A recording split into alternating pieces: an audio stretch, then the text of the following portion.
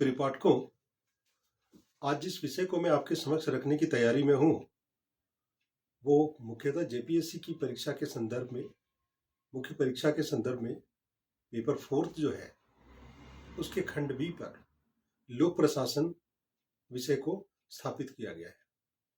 ये आपके पाठ्यक्रम में संकलित किया गया है।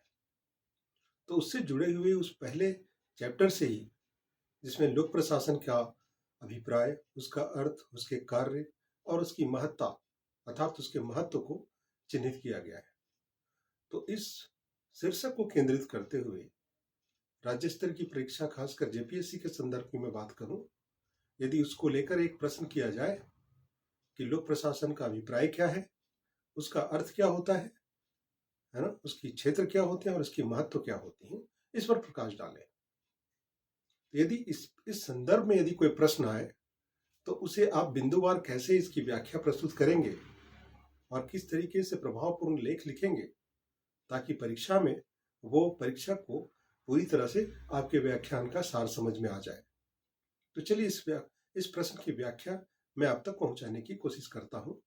उम्मीद करता हूं कि आप जितने भी जिज्ञासु पाठक हैं, उन्हें आज मेरा यह व्याख्यान पसंद आएगा। तो सर्वप्रथम आप टू द पॉइंट लिखने की कड़ी में सीधी बात ये लिखते हैं कि लोक प्रशासन, लोक और प्रशासन दो शब्दों के मेल से बना है। जहां लोक शब्द सार्वजनिकता और व्यापक जनहित को प्रदर्शित करता है, वहीं प्रशासन शब्द प्रउपसर्ग के साथ शासन शब्द में समाहित है और इसका सामान्य अर्थ देखा जाए तो बेहतर शासन होता है, जिसे आप उत्कृष्ट शासन भी कह सकते हैं। ऐसे में लोक प्रशासन का जो सामान्य अर्थ होगा वह समाज के प्रत्येक वर्ग तक व्यक्तियों की विभिन्न समस्याओं के निराकरण को सुनिश्चित करना और उनकी आवश्यकताओं की पूर्ति हेतु बेहतर शासन की पहुंच को भी सुनिश्चित करना है, जिसमें प्रशासन के द्वारा समाज के किसी भी वर्ग के साथ किसी भी प्रकार का भेदभाव ना किया जाएगा।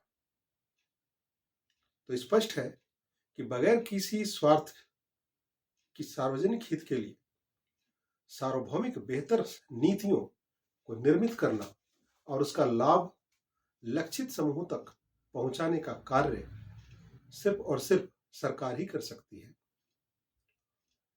क्योंकि निजी क्षेत्र की मैं बात करूं तो निजी क्षेत्र तो लाभ के उद्देश्य से ही कार्य करते हैं। ऐसी स्थिति में लोक प्रशासन में लोक शब्द का अर्थ यहां पर स्पष्ट रूप से सरकार की ओर इशारा करता है। तो आगे आप अगले पैराग्राफ में लिखते हैं कि हालांकि लोक प्रशासन में प्रशासन शब्द को विभिन्न चिंतकों के द्वारा अलग अलग रूप से परिभाषित किया गया है। तो यहां पर आपको कम से कम 2 चिंतकों के अपने विचार दर्ज कराने चाहिए। तो इस दिशा में आप दर्ज करते हैं एल डी वाइट का विचार। तो अमेरिकी इतिहासकार एल डी वाइट के अनुसार किसी भी उद्देश्य की प्राप्ति हेतु बहुत और सारे मनुष्यों का निर्देशन, नियंत्रण और समन्वय ही प्रशासन है, ऐसा मानना है उनका। इसी तरह से एक और विचारक का भी आपको विचार रखने की आवश्यकता है। तो आप फिफनर और फ्रेस्टस की बात रखते हैं। तो उनके अनुसार वांछित उद्देश्यों की प्राप्ति हेतु मानवीय और भौतिक साधनों का संगठन और निर्देशन ही प्रशासन है। तो ये तो प्रशासन को दृष्टिगत रखते हुए इन 2 विचारकों के अपने विचार हुए।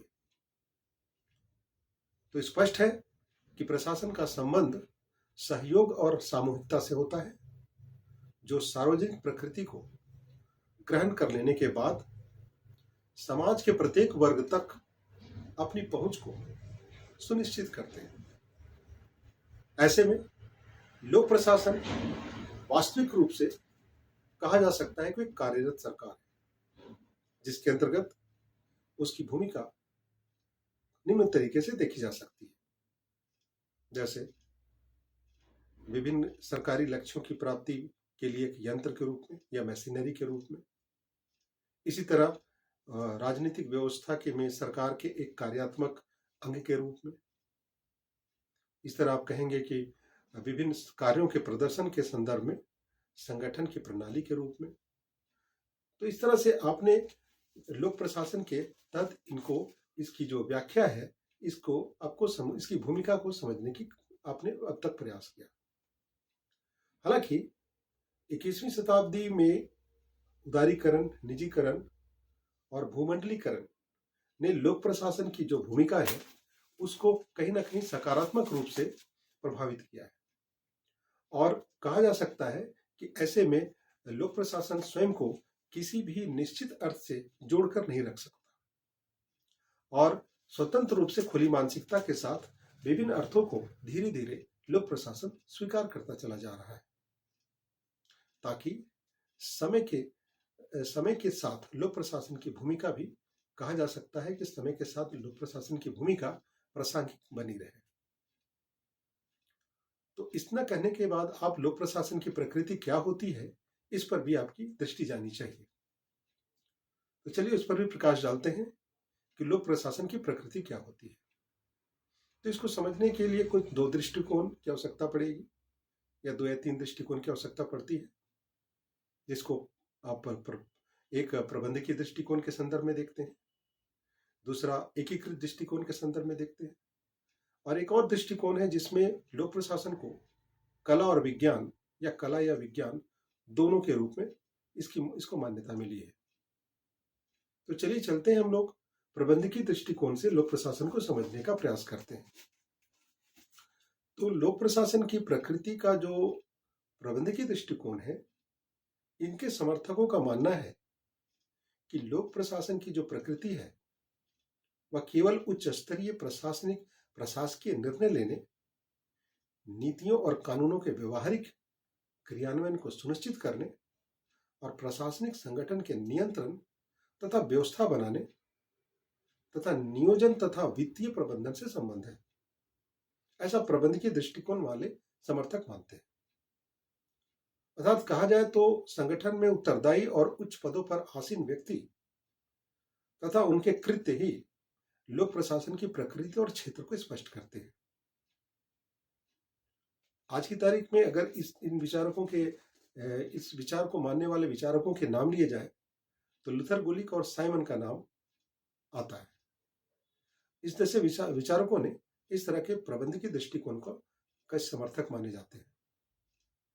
अर्थात इसके तहत ये समझ लिया जाए कि ब्यूरोक्रेसी अर्थात लोक प्रशासन में ये माना जाता है कि शीर्ष पद पर बैठा हुआ व्यक्ति अधिकारी ही लोक प्रशासन का हिस्सा है, उसके अधीनस्थ कर्मचारी या जो भी उसके कार्यरत कर्मचारी जो भी, वो इसके हिस्सा नहीं है, यह उनकी मान्यता है।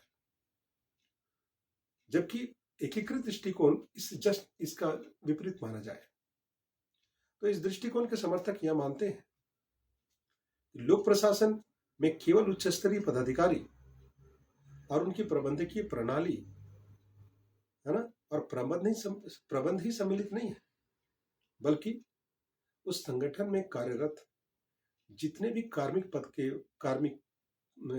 विभाग में कार्य करने वाले जितने भी अधीनस्थ पदाधिकारी हैं या अधीनस्थ कर्मचारी हैं, जैसे बड़ा बाबू होते हैं, क्लर्क होते हैं, चपरासी होते हैं, ड्राइवर होते हैं, इन्हें भी संयुक्त रूप से प्रशासन का हिस्सा माना जाता है, क्योंकि इनके बिना प्रशासन किसी व्यक्ति विशेष के अकेले प्रयास से प्रशासन का संचालन नहीं किया जा सकता। तो एकीकृत विचार को मानने वाले समर्थकों की ऐसी राय है। अगर इससे इतर कुछ लोगों के अलग विचार माने जाए तो कुछ लोगों ने लोक प्रशासन को कला के रूप में भी दर्शाया है और किसी ने उनको वैज्ञानिक अर्थात विज्ञान भी कहा है। तो विज्ञान मानने वाले समर्थकों की राय है कि चूंकि विज्ञान तथ्यों पर काम करता है, उसी तरह से लोक प्रशासन भी तथ्यों पर आधारित अपने कार्यों का निर्वहन करता है। इस तरह लोक प्रशासन को कला की भी संज्ञा दी जाती है। यथार्थ यदि कोई ब्यूरोक्रेट या कोई पदाधिकारी अपने उस विशिष्ट कौशल के साथ किसी कार्य की अपनी दक्षता के साथ उस कार्य को संपूर्ण करता है तो वो उसके व्यक्तिगत निजी कौशल का नतीजा माना जाएगा और ये उसके कला का हिस्सा माना जाएगा। तो इस आधार पर लोक प्रशासन को कला और विज्ञान के रूप में भी देखने का एक विचार जो है सो लोगों के समक्ष प्रस्तुत किया गया है। इतना कहने के बाद थोड़ी सी चर्चा हो जाए कि लोक प्रशासन को शैक्षणिक विषय के रूप में देखने की बात कब हुई, तो इसका भी ब्यौरा आपको देने की आवश्यकता है। तो थोड़ा सा सांकेतिक व्याख्या इसकी भी कर दी जाए, क्योंकि ये देखा जा सकता है तो वर्ष 1887 ईस्वी में इसको शैक्षणिक विषय के रूप में मान्यता मिली। तो कुल मिलाकर कहा जाए कि बाकी विषयों की तुलना में लोक प्रशासन आज की तारीख में एक नौजवान विषय है। तो इस कड़ी में देखा जाए तो अमेरिका के जो तत्कालीन राष्ट्रपति थे, 28वें राष्ट्रपति के रूप में वुडरो विल्सन का नाम प्रमुख है, जिन्हें लोक प्रशासन का जनक कहा जाता है ना। इनका कार्यकाल 1913 ईस्वी से लेकर 1921 ईस्वी तक था, और आपको पता है कि इन्हीं के कार्यकाल में प्रथम विश्व युद्ध हुआ था। तो इस तरह से कहा जाए तो शैक्षणिक विषय के रूप में लोक प्रशासन ने अपनी वजूद 1887 से अपनी यात्रा शुरू की है। तो उस क्रम से लोक प्रशासन के विकासात्मक चरणों को देखा जाए तो विभिन्न राजनीतिक परिस्थितियां और घटनाओं के संदर्भ में इसके विकसित होने की चरणों को देखा जा सकता है। तो इसे निम्न चरणों को देखने की कड़ी में कुल मिलाकर 6 चरणों में विभाजित करके समझा जा सकता है। अर्थात प्रथम चरण की बात मैं करूं तो प्रथम चरण 1887 से लेकर के 1926 तक का कालखंड है। इस अवधि को शैक्षणिक विषय के रूप में विकास का काल कहते हैं। इस तरह से इसके बाद अर्थात द्वितीय चरण की बात मैं करूं तो 1927 से लेकर के 1937 तक का कालखंड जो है, इस अवधि को सिद्धांतों के विकास का स्वर्ण काल कहा जाता है। अर्थात इस कालखंड में लोक प्रशासन के नए नए सिद्धांत लोगों के समक्ष प्रस्तुत किए गए और लोगों के द्वारा शोध के द्वारा पुस्तकों में यह स्थापित किए गए। इस तरह से तृतीय चरण की मैं बात करूं तो तृतीय चरण 1938 से लेकर 1947 तक का कालखंड है। इस अवधि को चुनौतियों का युग कहते हैं। तो चुनौतियों के युग कहने के पीछे मान्यता यह है कि इस कालखंड में अलग अलग विचारकों के विरोधाभास बयान, अर्थात एक दूसरे से विपरीत सोच वाले बयान या विपरीत विचार विषय के रूप में स्थापित किए गए। इस कारण इस कालखंड को चुनौतियों का युग कहते हैं। अब चर्चा कर ली जाए इसकी चतुर्थ काल की, तो इसका चतुर्थ काल जो है 1947 से 1970 तक का कालखंड है। इस कालखंड को पहचान का संकट अर्थात आइडेंटिटी क्राइसिस का संकट का काल कहा जा सकता है। तो बड़े ही संक्षेप में मैं लोक प्रशासन के विभिन्न परिस्थितियों को या इसको मैं बताने की कोशिश कर रहा हूं। शैक्षणिक विषय के रूप में लोक प्रशासन की विकास यात्रा को अब तक रखने की कोशिश हो रही है। इसके 5वें काल की मैं बात करूं तो 1971 से लेकर के 1990 तक का कालखंड है ना, ये लोक प्रशासन का 5वां काल माना जाता है और इसे प्रबंधकीय दृष्टिकोण के विकसित होने का काल माना जाता है।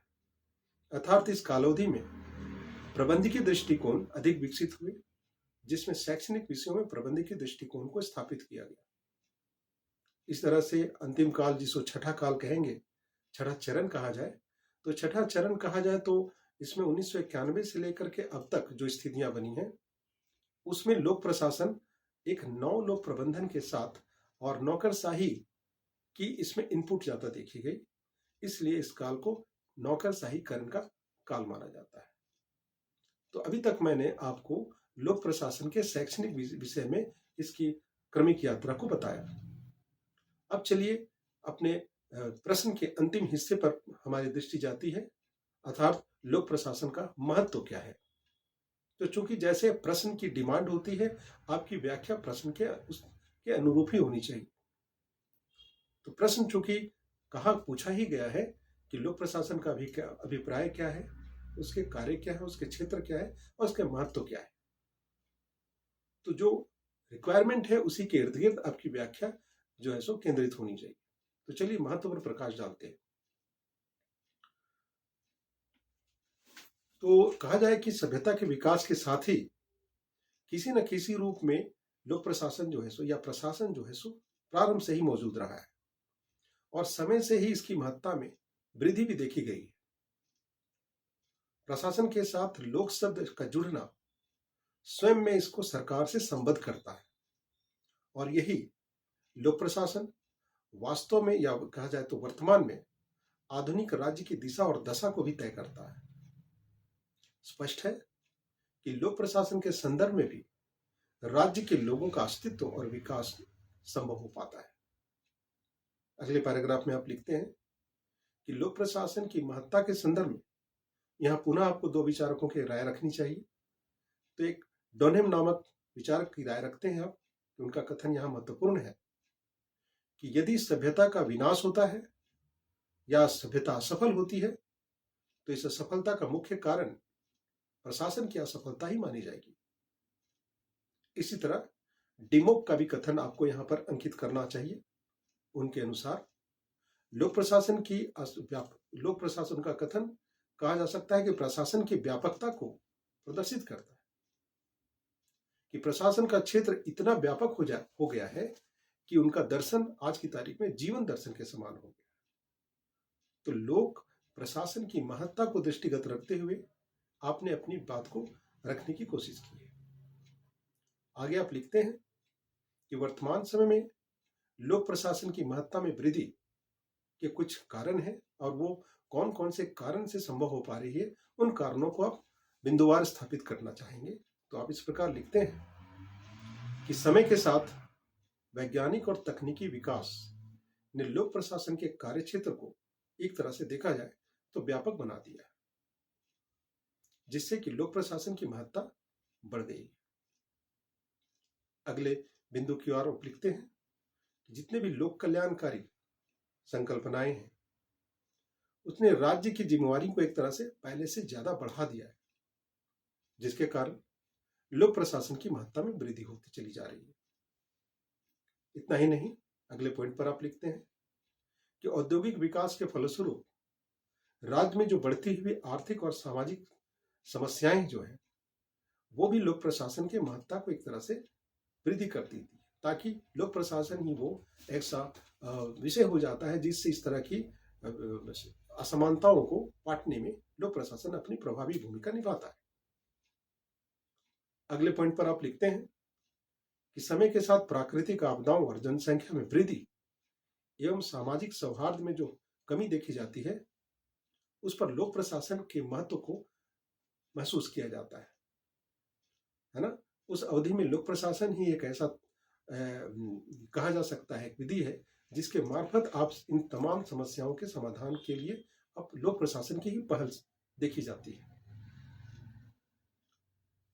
आगे लिखते हैं कि 20वीं शताब्दी के अंतिम दशक में जब उदारीकरण, निजीकरण और भूमंडलीकरण ने जिस तरह से वैश्विक स्तर पर विभिन्न देशों के मध्य एक अंतर्राष्ट्रीय प्रतिस्पर्धा को बढ़ाया है, जिसके कारण लोक प्रशासन की कहा जा सकता है तो इसकी महत्ता बढ़ गई है। अगले पैराग्राफ में लिखने की कड़ी में आप जोड़ते हैं कि वर्तमान संदर्भ में विकास प्रशासन और सतत विकास की जो अवधारणा है उसके अधिक महत्वपूर्ण हो जाने के कारण भी लोक प्रशासन की महत्ता में लगातार या फिर कहा जाए तो उत्तरोत्तर वृद्धि देखी जा रही है। आगे आपको लिखना चाहिए कि लोक प्रशासन के महत्व को दो आधारों पर विभाजित करके समझा जा सकता है या देखा जा सकता है। एक अध्ययन विषय के रूप में और दूसरा इसके कार्यक्षेत्र के रूप में। तो चलिए सबसे पहले अध्ययन क्षेत्र के रूप में या अध्ययन विषय के रूप में लोक प्रशासन के महत्व को भी हम लोग समझने की चेष्टा करेंगे। तो जहां तक अध्ययन विषय के रूप में लोक प्रशासन की महत्ता की बात है उसे इस रूप में देखा जाए कि समय के साथ बढ़ती हुई समस्याओं के समाधान हेतु बेहतर प्रशासनिक सिद्धांतों और तकनीकों की आवश्यकता पड़ती है और जिसका विकास लोक प्रशासन अपने विभिन्न शोध अध्ययनों के द्वारा ही पूरा करता है। तो ये बात हो रही है अध्ययन विषय के रूप में लोक प्रशासन का महत्व। उसी तरह से आप अगले पॉइंट पर लिखते हैं कि लोक प्रशासन स्वयं में नागरिकों के अधिकारों और सरकार और प्रशासन के विषय के में एक तरह से विभिन्न प्रकार के सूचनाओं के समावेश करता है। तो ये अध्ययन के रूप में लोक प्रशासन की अपनी महत्ता है, शैक्षणिक विषय या अध्ययन के रूप। आगे लिखना चाहिए कि लोक प्रशासन के द्वारा जनता के लिए विभिन्न नीतियों का निर्माण किया जाता है, जिसके क्रियान्वयन द्वारा जनता की विभिन्न आवश्यकताओं की पूर्ति और विभिन्न समस्याओं के निदान किए जाते हैं। तो कहा जाता है, स्पष्ट है कि नीतियों के क्रियान्वयन का कार्य प्रशासन ही करता है, जिसके लिए उसे दक्ष होने की आवश्यकता है। तो स्पष्ट है कि लोक प्रशासन अपने विविध शोध कार्यक्रमों के द्वारा प्रशासकों की दक्षता बढ़ाने हेतु समय समय पर विभिन्न प्रकार के प्रशिक्षण कार्यक्रमों का भी अपनी तैयारी करता है। इसलिए आपने सुना होगा कि अक्सर जो सेवारत अधिकारी होते हैं उनको सेवा काल में बीच बीच में ट्रेनिंग भी दी जाती है, ताकि वो और बेहतर तरीके से नवोदित विषयों पर अपनी राय रख सके और उस पर अपने बेहतर तरीके से शासन प्रशासन का कार्य देख सके। अगले पैराग्राफ में आप लिखते हैं कि लोक प्रशासन के अंतर्गत बेहतर योजनाओं के निर्माण और आंकड़ों और सूचनाओं के जरिए ही बेहतर कार्यों का निर्माण संभव होता है, क्योंकि स्पष्ट है कि आंकड़े और सूचनाओं के अत्यधिक प्रभावी होने के लिए उन पर एक कहा जा सकता है कि उनके संकलन की विधि भी बेहतर होनी चाहिए। तो लोक प्रशासन अपने विभिन्न शोध कार्यक्रमों के जरिए बेहतर आंकड़े और सूचनाओं के संकलन हेतु बेहतर पद्धति का निर्माण करता है। तो ये अध्ययन के क्षेत्र में अध्ययन विषय के रूप में लोक प्रशासन की महत्ता को आपने अब तक देखा। चलिए थोड़ी सी चर्चा इसके कार्यक्षेत्र के रूप में भी कर दी जाए, अर्थात कार्यक्षेत्र में लोक प्रशासन का क्या महत्व है। तो वहां देखा जाए तो इन्हें भी कुल 2 या 3 बिंदुओं के रूप में समझा जा सकता है।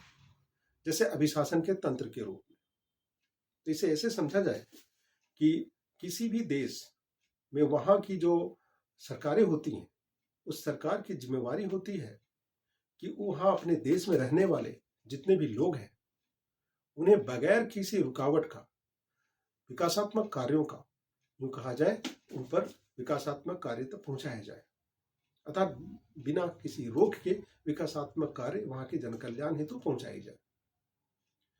तो ऐसी स्थिति में उस देश में जितने भी उस देश की जो नागरिक होते हैं, उन नागरिकों को जीवन और संपत्ति की सुरक्षा की, ताकि उनके जीवन और संपत्ति की सुरक्षा भी सुनिश्चित की जा सके।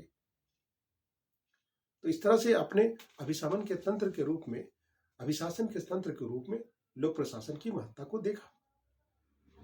अभी आप विकासात्मक के तंत्र के रूप में भी लोक प्रशासन की भूमिका या उसके महत्व को देखने जा रहे हैं।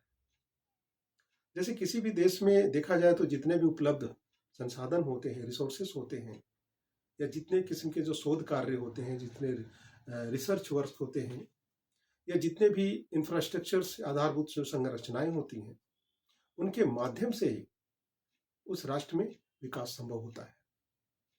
तो स्पष्ट है कि संसाधनों के बेहतर और मितव्ययी प्रयोग लोक प्रशासन के जरिए ही संभव है, क्योंकि लोक प्रशासन के विकास के लिए आवश्यक जो योग्य व्यक्ति होते हैं, जो दक्ष व्यक्ति होते हैं, जो प्रशिक्षित व्यक्ति होते हैं, इस तरह के मानवीय संसाधनों और भौतिक संसाधनों के द्वारा ही इस बात की सुनिश्चितता की जाती है कि बेहतर तरीके से सरकारी कार्यक्रमों को अंजाम दिया जा सके।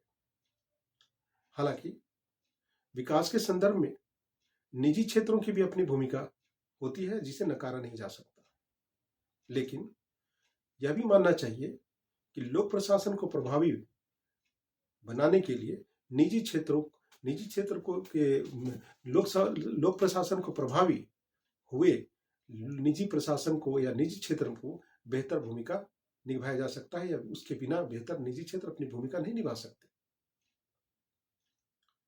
अगले बिंदु पर आप लिखते हैं, अर्थात कार्यक्षेत्र के रूप में लोक प्रशासन के महत्व पर दृष्टिपात करते हुए लिखते हैं कि सामाजिक परिवर्तन के यंत्र के रूप में भी लोक प्रशासन अपनी महती भूमिका निभाता है। वो कैसे? कि लोक प्रशासन विभिन्न आर्थिक कार्यक्रमों के क्रियान्वयन के माध्यम से देश में जो भी आर्थिक प्रगति होती है उसको सुनिश्चित करते हैं। किंतु समय के समाज के साथ जो कुछ ऐसी सामाजिक बुराइयां हो सकती हैं जो आर्थिक विकास के लाभ को समाज के लक्षित वर्ग तक पहुंचाने में एक तरह से रुकावट पैदा करती है। तो स्पष्ट है कि इन सामाजिक अवरोधों को समाप्त करने हेतु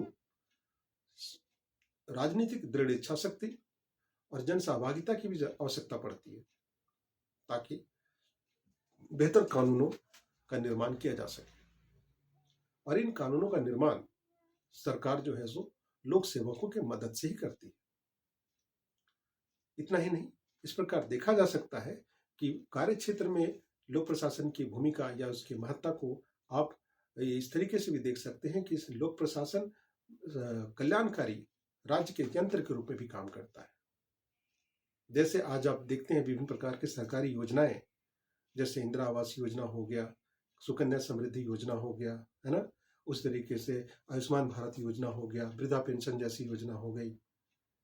तो ऐसी कई योजनाएं होती हैं जिनका सिर्फ और सिर्फ निष्पादन या जिनका अनुपालन और जिसका कार्यान्वयन सिर्फ और सिर्फ लोक प्रशासन के जरिए ही संभव है। निजी प्रशासन को इस तरह के कृत्यों में कोई रुचि नहीं होती है, क्योंकि उनका जो कार्यक्षेत्र होता है, उनका जो मुख्य उद्देश्य होता है वो निजी लाभ होता है।